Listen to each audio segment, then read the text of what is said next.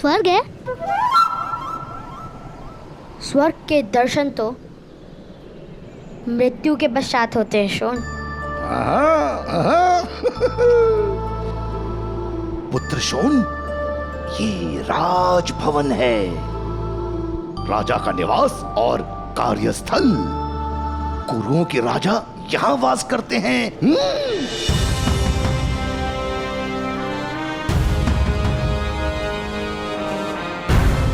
राजा इतने बड़े भवन में रहते हैं तो देवता कितने बड़े भवन में रहते होंगे ताऊ?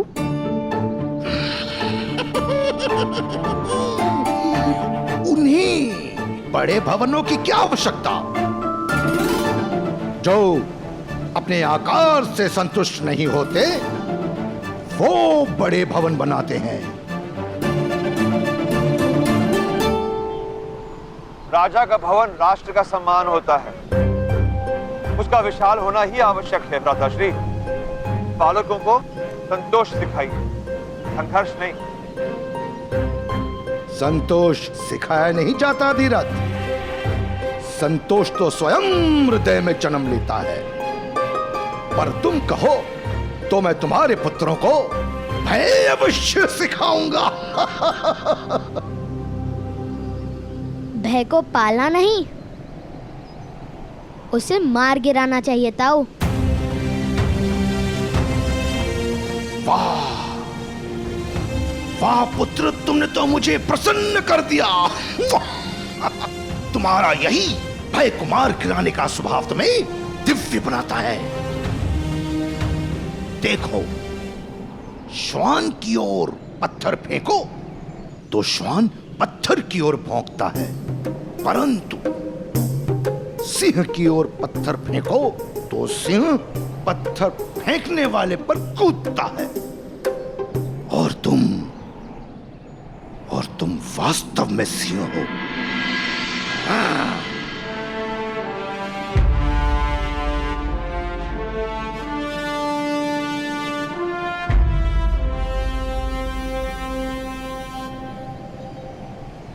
आज इस नगर को तुम देख रहे हो, शीघ्र ही ये सारा नगर तुम्हें देखेगा। नगर जन तुम्हें देखकर कहेंगे, देखो वो जा रहा है अधिरथ पुत्र कर्ण। अधिरथ पुत्र कर्ण?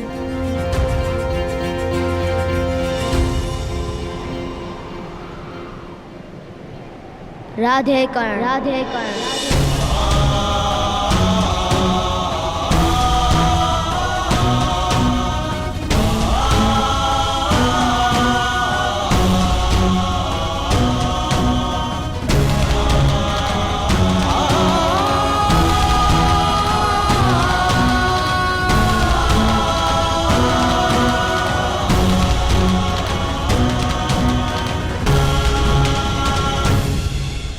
चले, अब हस्तिनापुर में प्रवेश लेने की अनुमति भी लेनी होगी हमें। तुम जाओ, मैं भुगत राम जाकर वृषभान से मिलूंगा। सूतों का वास वही है।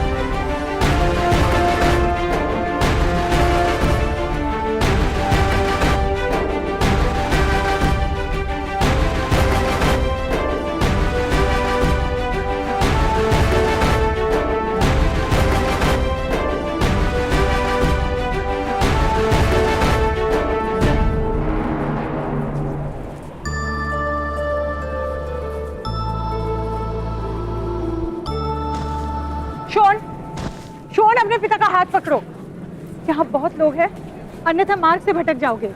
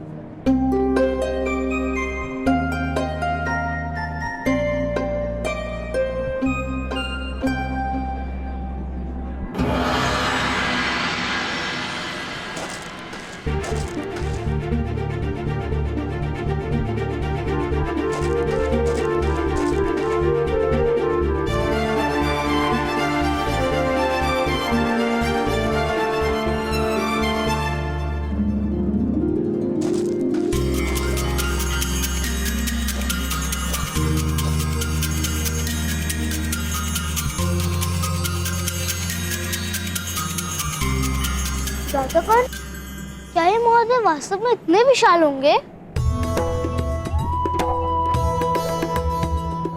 सुना नहीं था उन्हें क्या कहा था?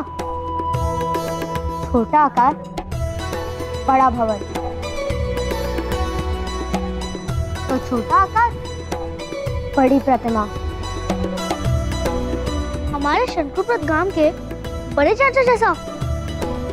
उनकी ऊंचाई तो केवल इतनी थी, उनका निवास इतना बड़ा। ये बड़ाई चाचा का तो निवास ही नहीं। नहीं, कोई बढ़ई, सूत सुतार या लोहार यहाँ निवास नहीं कर सकते।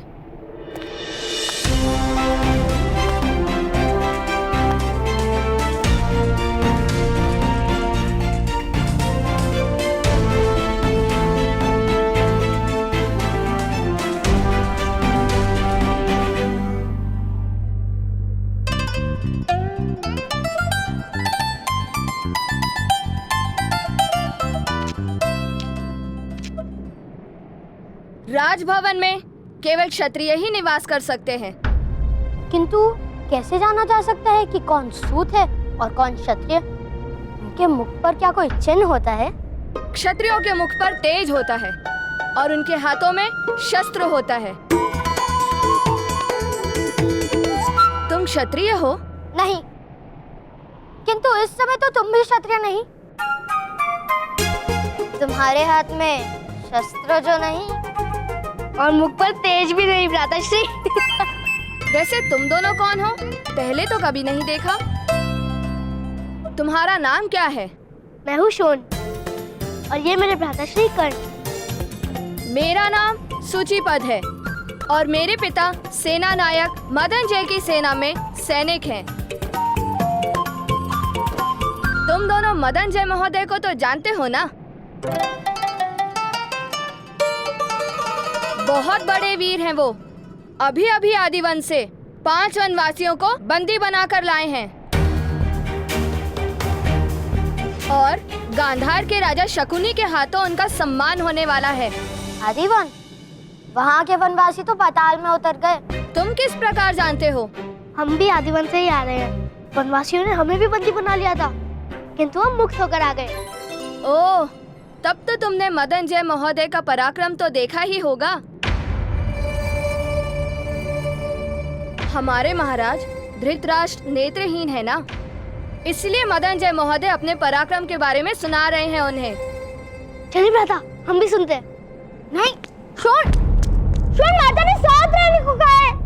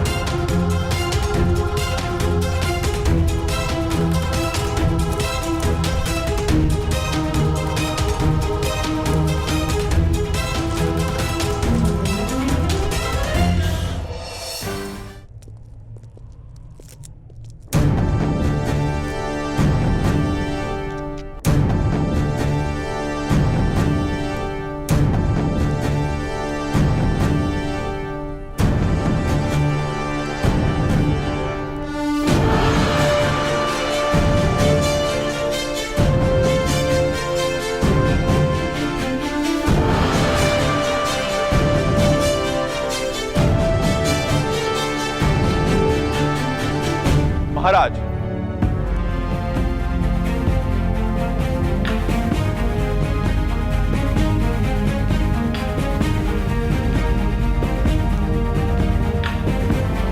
बड़ा विकराल था वो वन। आदिदेव की भव्य और भयानक मूर्ति बनी थी। बहुत बड़ी जीभ आदिदेव के मुख से बाहर आ रही थी। उस जीभ पर मनुष्य का मस्तक रखकर मनुष्यों का बलिदान दिया गया था। अनेक मनुष्यों के रक्त से समग्र परिसर लाल था। एक सूतों का परिवार बंदी बनकर डर से थरथरा रहा था। मैंने विचार किया कि हस्तिनापुर की महान सेना का सेना नायक सूत परिवार का रक्षण यदि नहीं कर पाए तो समाज हस्तिनापुर पर लालछन लगाएगा महाराज। 500 से अधिक वनवासी थे वहां महाराज, किंतु आपकी कृपा और प्रेरणा से आपका ये सेवक भयभीत नहीं हुआ। मैंने उन्हीं का शस्त्र खींचकर भीषण युद्ध किया महाराज।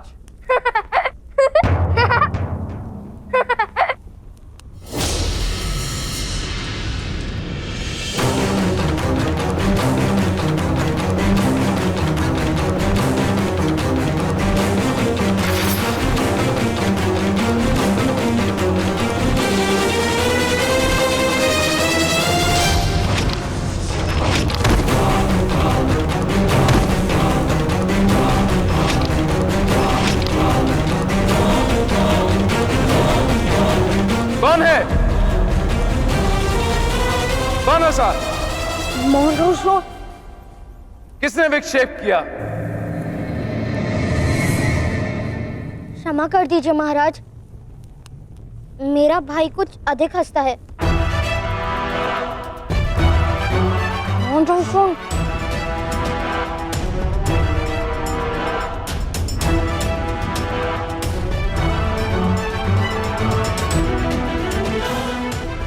किंतु तुम हंसे क्यों बालक?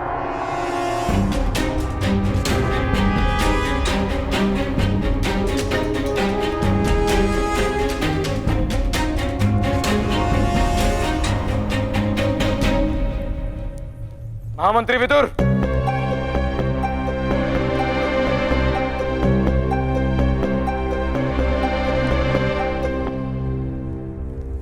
जी महाराज।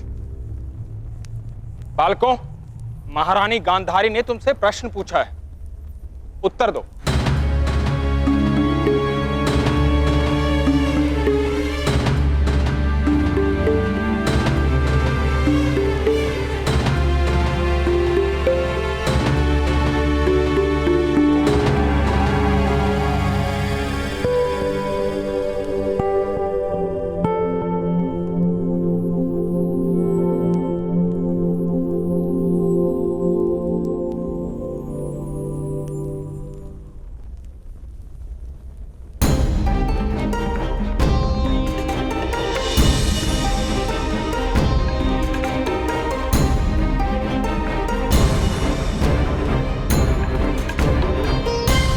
उत्तर दो बालक, तुम हंसे क्यों?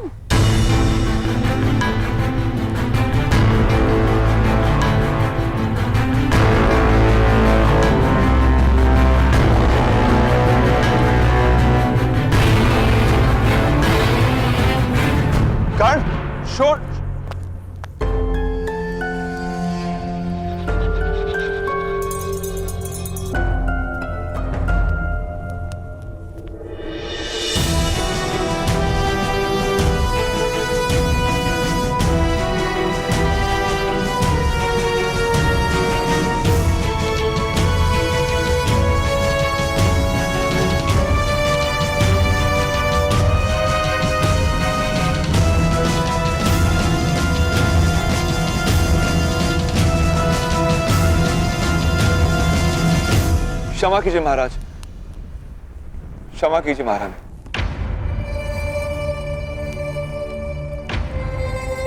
चलो चलो। ठहरिए।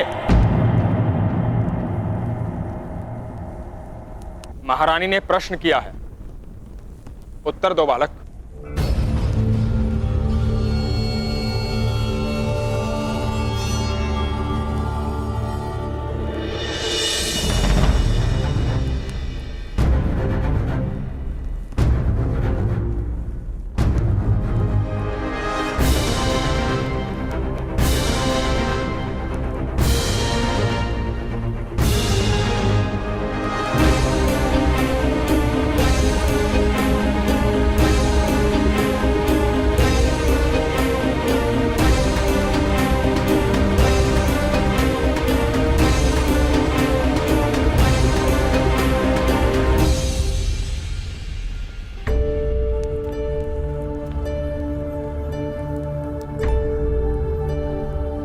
हमारे गांव में एक मध्यम महोदय थे।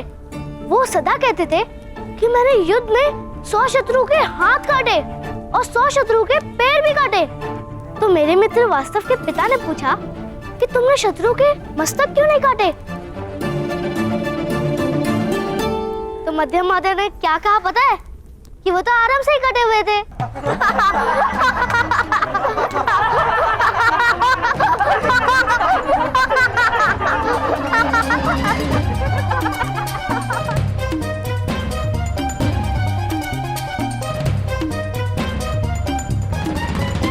सम्राट धृतराष्ट्र के सामने खड़े होकर चेष्टा करने का साहस करते हो।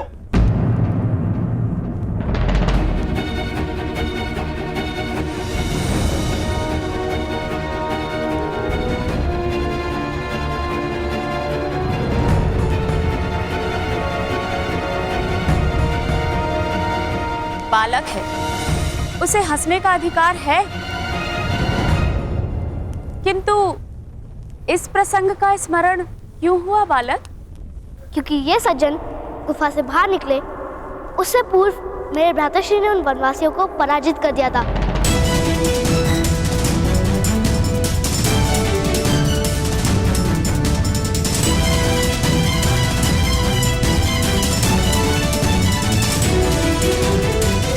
सत्य वचन।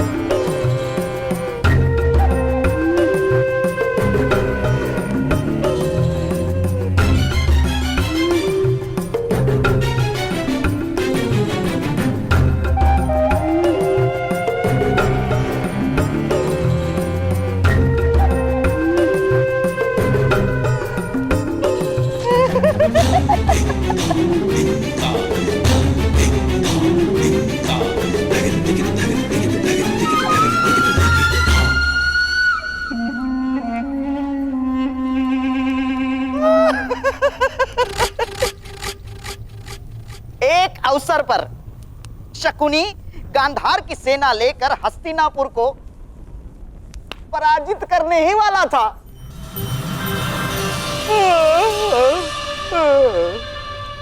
किंतु हमारी निद्रा ही टूट गई।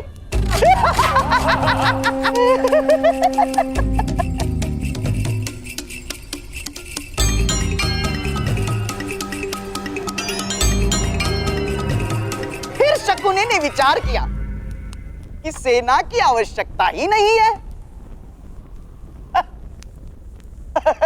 क्यों महामंत्री विदुर?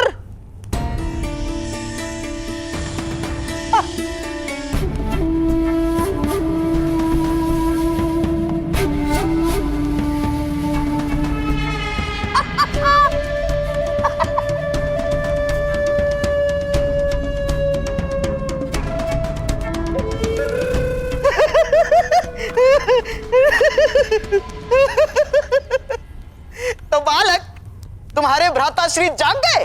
किंतु जो व्यक्ति वास्तव में कार्य कर सकता है उसे स्वप्न देखने की क्या आवश्यकता है? हाँ?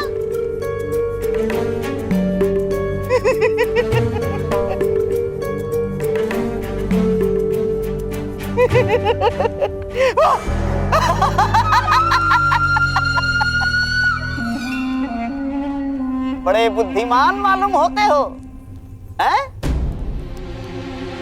सुनो बालक, यदि यही वाक्य कोई बुद्धिमान कहे तो उसे असत्य कहते हैं, और यदि यही वाक्य कोई मूर्ख कहे तो उसे सत्य कहते हैं।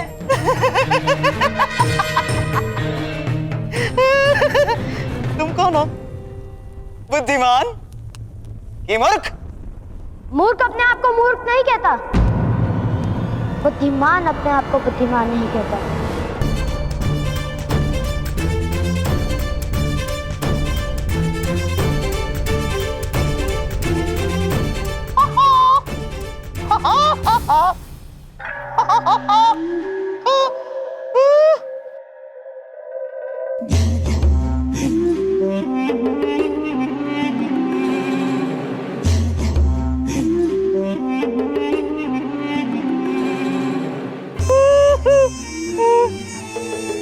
क्या यही है तुम्हारे भ्राताश्री?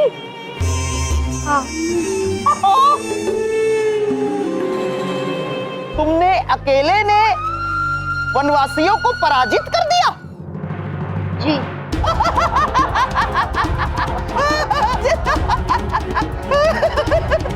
अकेले पराजित?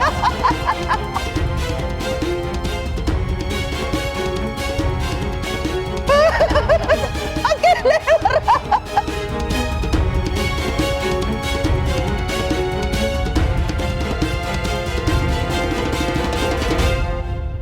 राजा के सामने असत्य बोलने का दंड जानते हो? नहीं, आप बताइए।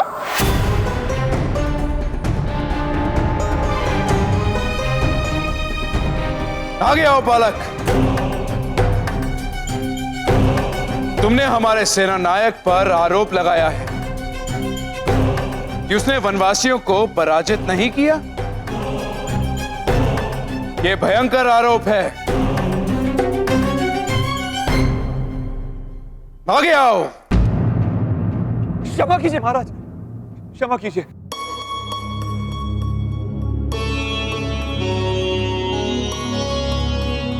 सम्राट, मेरा पुत्र मूर्ख है। हम हसनापुर प्रथम बार आए। वो नहीं जानते किसके सामने मुंह खोला है उसने। क्षमा कर दीजिए। मौन रहो। आगे आओ बालक।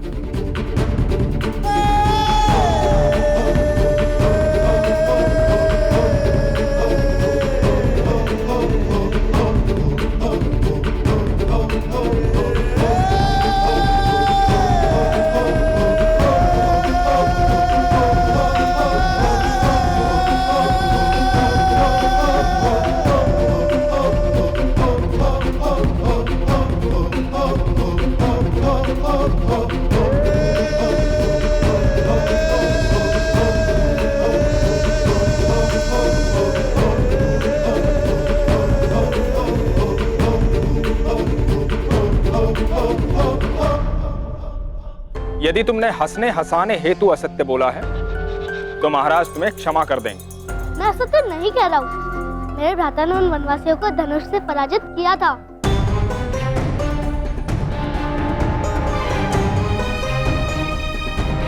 क्या तुम्हारा भाई सत्य कह रहा है?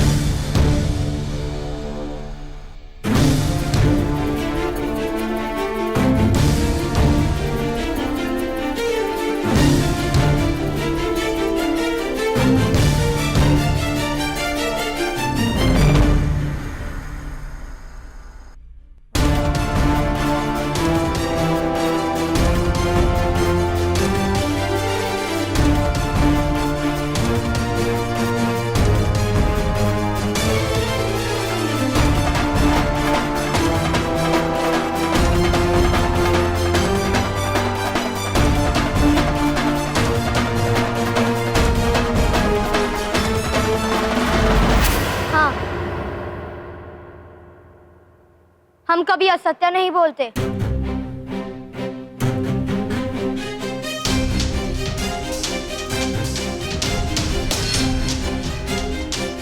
हाँ मंत्री विदुर,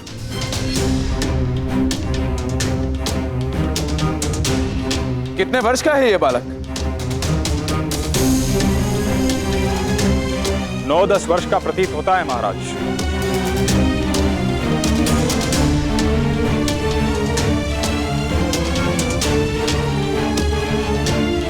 किंतु इसके पिता अवश्य ही क्षत्रिय नहीं है।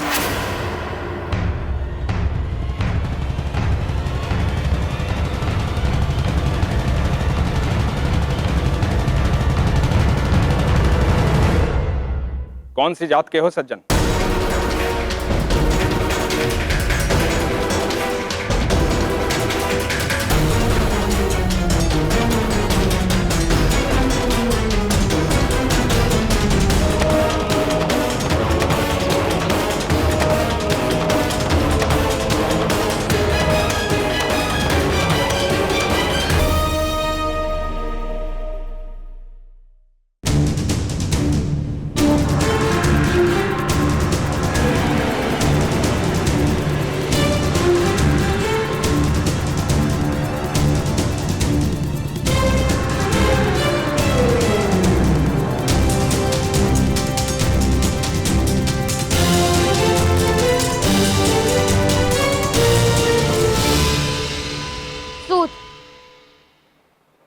सूत है हम महाराज, सूत है हम महाराज, सूत है हम महाराज,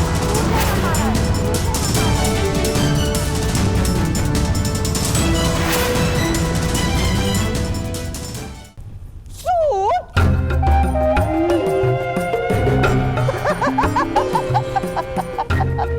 सूत है हम, सूत है हम, सूत है। महाराज, एक सूत के पुत्र ने धनुष उठाकर वनवासियों को अकेले ही पराजित कर दिया।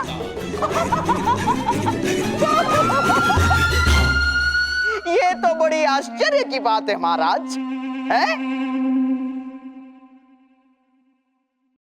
इस बालक की परीक्षा तो करनी ही चाहिए।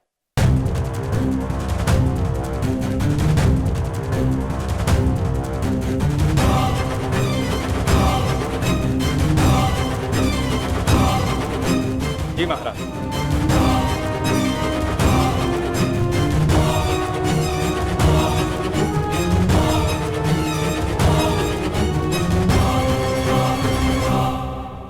सेनानायक मदनजय, अपना धनुष बालक को दीजिए। किंतु महामंत्री विदुर,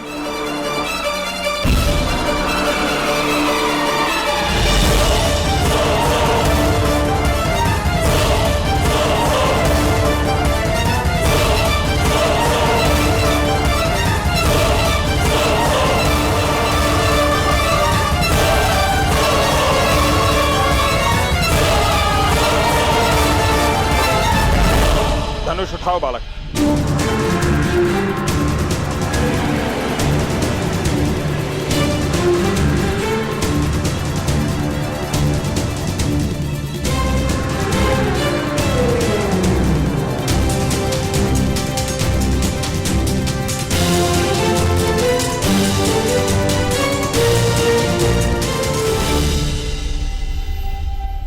क्षमा कीजिए, मेरी माता का आदेश है कि मैं धनुष को स्पर्श ना करूं।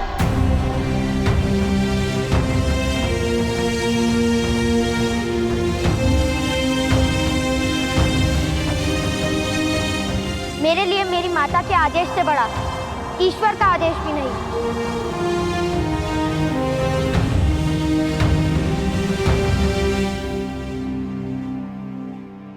तुम्हारा समर्पण प्रशंसा के योग्य है, किंतु महाराज के आदेश के सामने तुम्हारी माता को अपने आदेश में परिवर्तन करना होगा।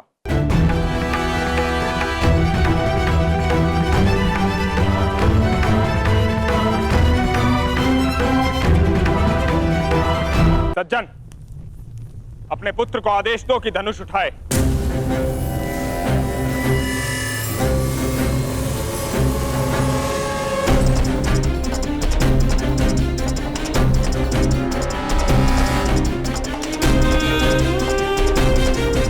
धनुष उठाओ और मेरे हाथों में दो।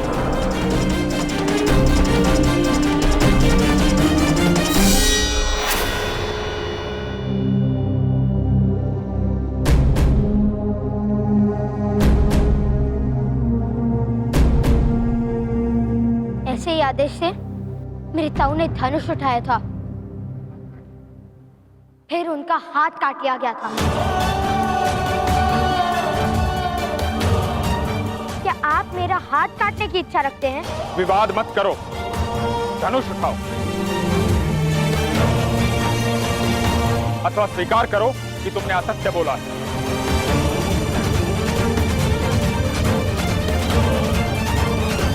धनुष मैं उठा नहीं सकता और असत्य बोलने का दंड आप मुझे नहीं दे सकते, किंतु मैं जानता हूं दंड मुझे अवश्य प्राप्त होगा, कारण चाहे कोई भी हो। असत्य बोलने का तो दंड मिलेगा। सैनिकों,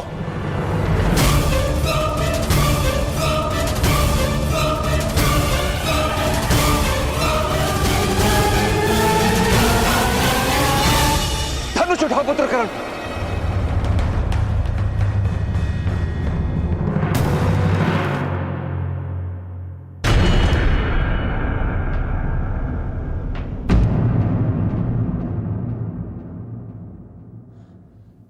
तुम्हारी माता का आदेश है।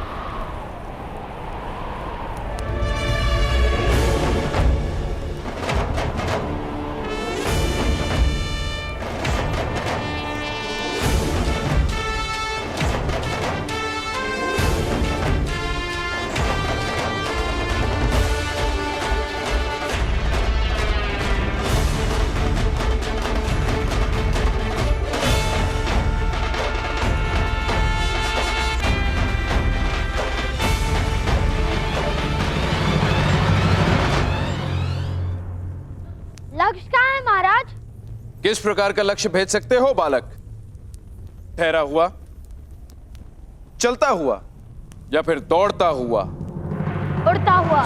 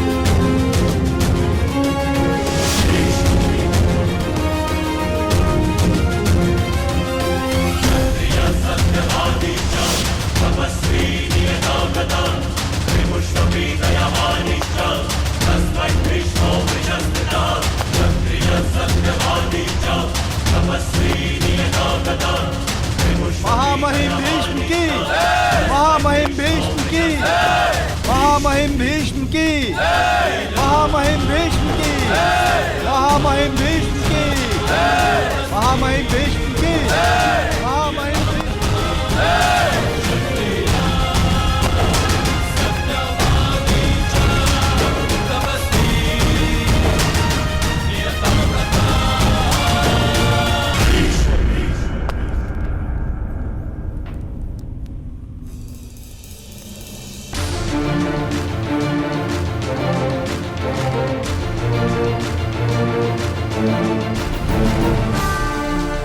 महामहिम भीष्म, एक सूत ने इतने लोगों के सामने धनुष उठाने का अपराध किया है। फिर तो इसको दंड अवश्य मिलेगा।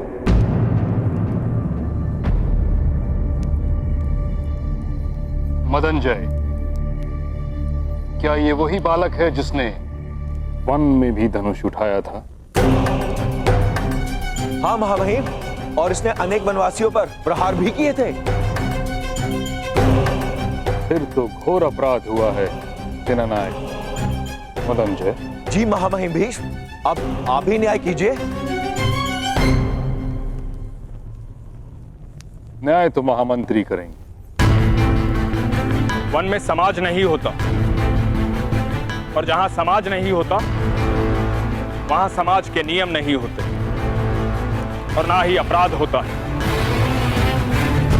किंतु इस सभा में धनुष उठाने का दंड इस बालक को अवश्य प्राप्त होगा।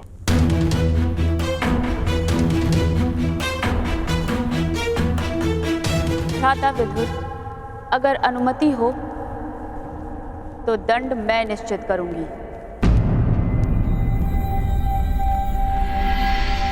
जी महारानी। इस बालक का दंड है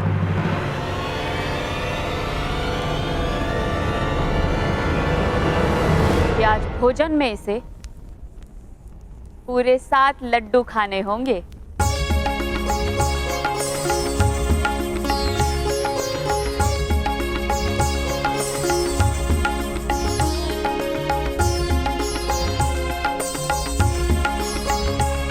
और मुझे? मैंने भी तो अपराध किया है। तुमने तो प्रथम अपराध किया है। तुम्हें पूरे 8 लड्डू खाने होंगे।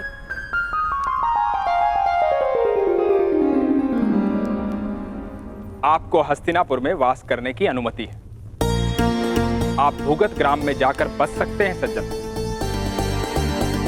किंतु हस्तिनापुर में कुरुओं की परंपरा का पालन करना होगा। सारी परंपराएं अच्छे से जान लीजिएगा।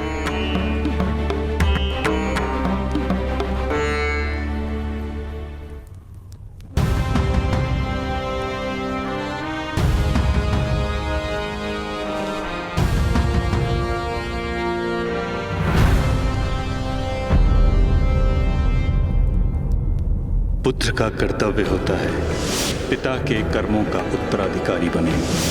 धनुर्विद्या केवल क्षत्रियों के लिए होती है। तुम सूत के पुत्र हो, तुम्हें सूत ही बने।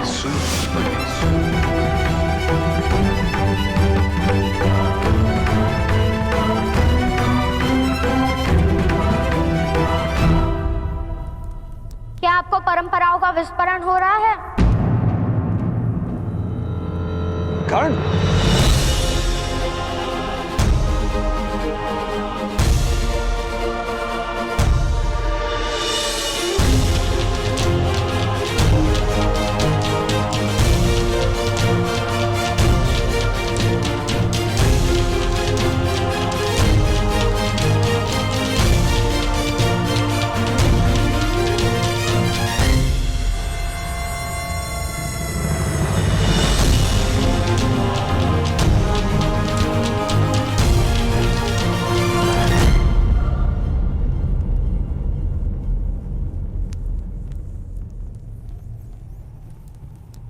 आज धनुष नहीं लेंगे मेरे हाथों से।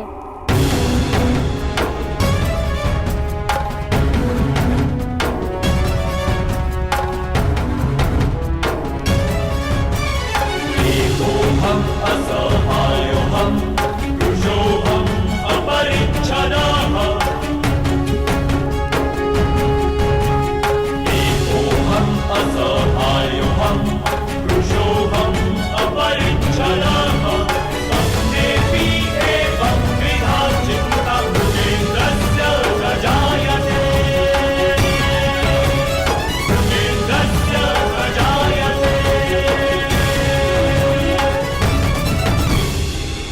आज के पश्चात तुमसे धनुष लेने की आवश्यकता नहीं पड़ेगी, ऐसी आशा करता हूं।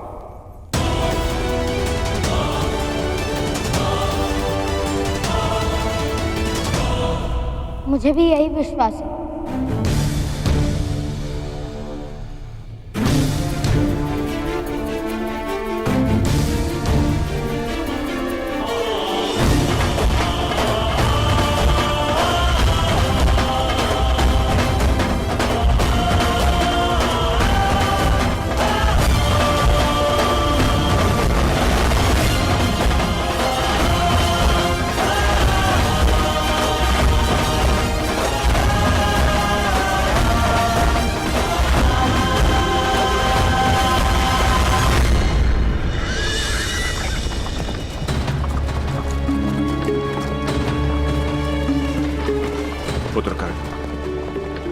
हस्तिनापुर की व्यवस्था पर प्रश्न उठाना उचित नहीं था। किंतु पिताश्री, मैंने तो उनकी परंपरा का पालन किया है। महामहिम विष्णु ने वन में मेरे हाथों से धनुष ले लिया था, ये कहकर कि सूतों को शस्त्र उठाने का अधिकार नहीं। तो मैं हस्तिनापुर में धनुष कैसे उठा सकता था? इसलिए मुझे धनुष लौटाना उचित लगा। पिताश्री, वो क्या है?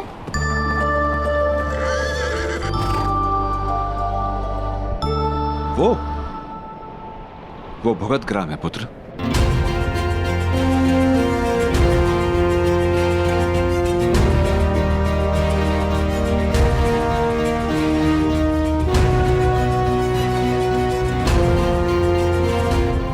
ग्राम है तो आवास कहाँ है पिताश्री? गांव के नाम से जान नहीं पाए तुम? भूगल अर्थात भूमि के अंदर, उस पर्वत के अंदर आवास है। एक बहुत बड़ा समाज रहता है, सारे सूत और सूत से भी निम्न जात वहां वास करते हैं। क्या सूतों को भूमि पर वास करने का अधिकार नहीं पिताश्री?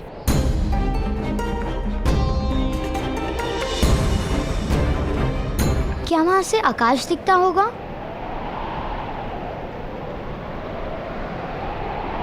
या हमें आकाश देखने का भी अधिकार नहीं? देखो पुत्र, मनुष्य की शक्ति देखो।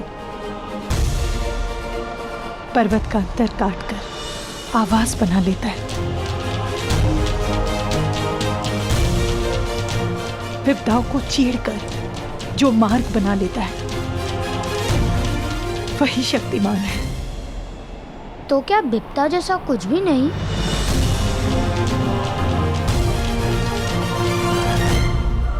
यहाँ पुत्र,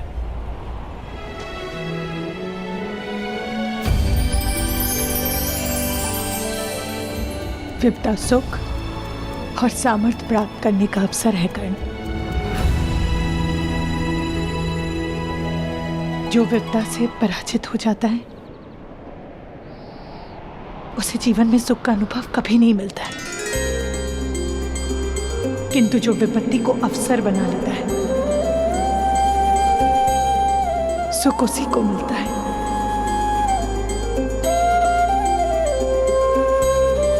और ये ज्ञान मुझे अभी प्राप्त हुआ।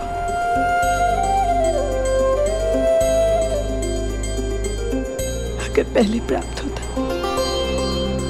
तो जीवन के कई वर्ष सुख से भर जाते।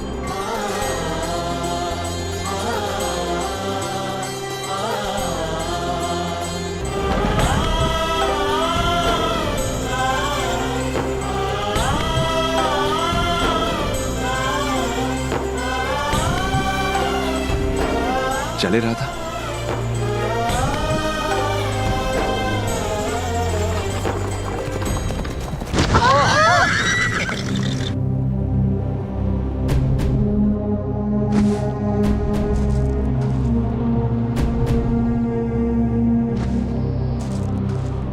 कौन है? किसने हमारे पर गड्ढा निर्मित किया? कौन है? सामने आओ, युद्ध शोण, क्या कर रहे हो? विपत्ति का अवसर बना रहा हूँ पिताश्री। प्रथम रथ से वस्तु उतारो, अन्यथा विपत्ति में संपत्ति चली जाएगी। चलो।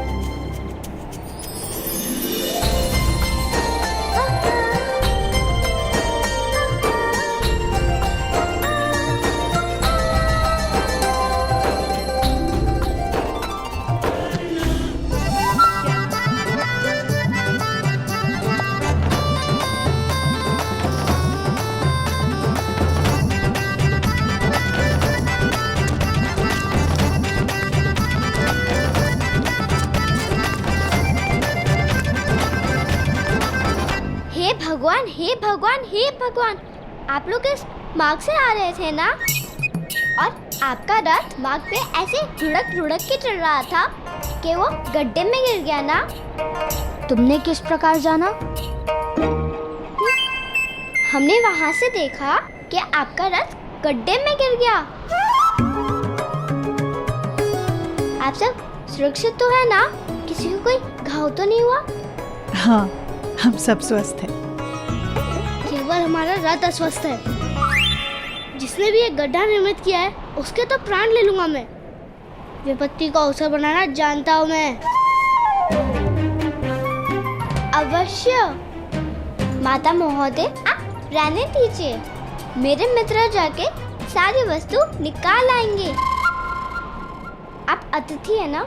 उत्तम, वामिल, जाके रथ में से सारी वस्तु निकाल आओ। यदि आपको रथ का पहिया बिठाना है तो मेरे पिताश्री बहुत बड़े प्रसिद्ध रथ कर्मी हैं और भुगत ग्राम के सूतों के नेता हैं। शीघ्र ही आकर रथ को ठीक कर देंगे। केवल 2 मुद्रा दाम में लेंगे। उसकी कोई आवश्यकता नहीं है। मैं भी रथ निर्माण करता हूँ, स्वयं कर लूंगा। नहीं, आपके पास सारे साधन नहीं होंगे। मैं कहूँगी पिताश्री से, अगर 2 मुद्रे अधिक है तो 1 मुद्रा में ही आपका कार्य कर देंगे। मेरे पिताश्री मेरी बात अवश्य मानेंगे। आप स्वस्थ होकर बैठिए। कितनी प्यारी है ना? क्या नाम है तुम्हारा? वैशाली। और तुम्हारे पिताश्री का? सुदृढ़भान।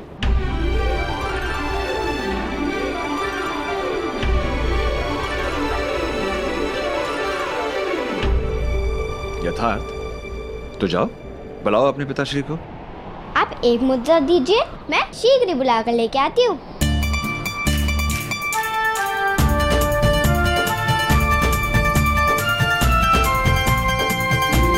अच्छा, मिट्टी वाले हाथ। तो ये गड्ढा इसने निर्मित किया है।